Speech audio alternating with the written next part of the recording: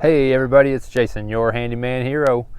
Today the video we're bringing to you is going to be a little bit more about business than home improvement. So we were out Friday, finished up a job, got in the truck, went did a few errands around town, and after my last appointment, the truck wouldn't start. So I spent a little time diagnosing it there in the parking lot, and I think I've determined that it is a fuel issue. But anyway, I was finally able to get it started so I could get it home. Monday, I'm supposed to be starting a tile job. And now my main tool truck, which is right here behind me, it won't start. At least not reliably. I'm hoping I can get it started to get it into the shop tomorrow morning.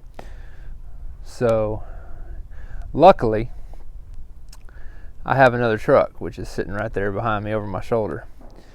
And thinking about this as a business owner, and a lot of you guys out there's two ways that most people would handle this situation.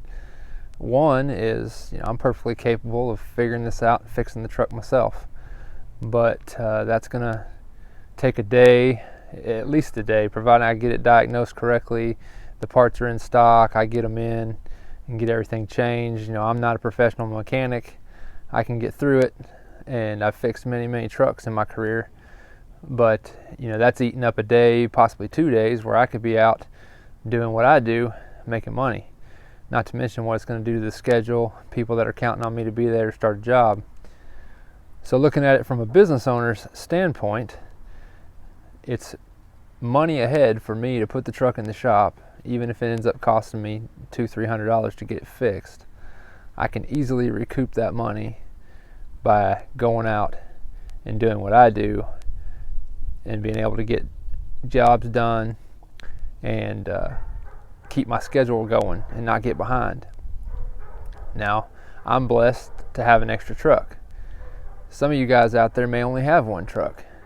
So when you're faced with that situation, it might make sense for you to fix it yourself. If taking it to the shop, if you're not going to do anything because you don't have your truck, then it might make sense to save that money that you're going to pay the mechanic by just fixing it yourself if it's something that you can do. That also kind of plays into the self-employed versus business owner mindset, which is a very fine line.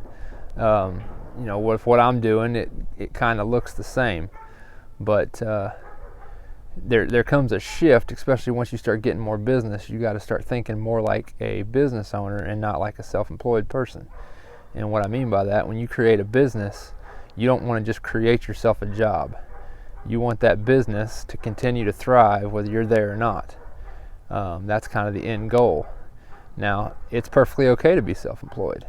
It's perfectly okay to go out there and work the tools your whole entire life. But you got to ask yourself, at 50, 60 years old, when you're either not able or you're just sick and tired of being on the other end of the hammer, are you going to just fold it up and be done? Or are you going to have a business that you've built over the years that can continue bringing you income and all of that even after you're no longer the one producing the work? So I decided this thing's going to go in the shop first thing in the morning.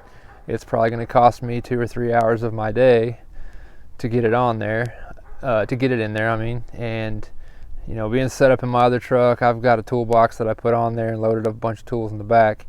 It's not going to be near as efficient as running my contractor top setup like I've got on the Ranger here, but this truck, it's a 1988 Ranger.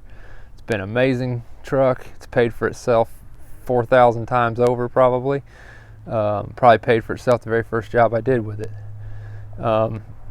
So I keep going with it until I can really justify spending the money to have a newer, bigger truck. I'm going to keep on running it, or if it dies on me, obviously I'll have to do something.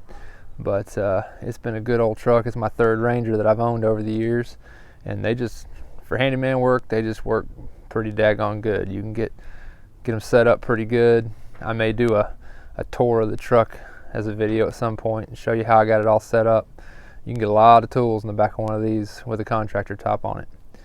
But that's a tidbit that I have for you today, just kind of how to address a problem when you run into it as a business owner and keep the production going and keep things rolling. Right now, being the owner and the only employee, I have to do everything as efficient as possible to keep the jobs going, to keep the money coming in. So on this one, it's going to make more sense to pay the mechanic. He should have the truck back up and going hopefully same day tomorrow if everything goes well, but worst case scenario, probably 2 days. So it's not really going to slow me down at all. Everybody have a great day. I want to let you know, website should be live again this week. You can find us at myhandymanhero.com. You can also find us at herohauling.com.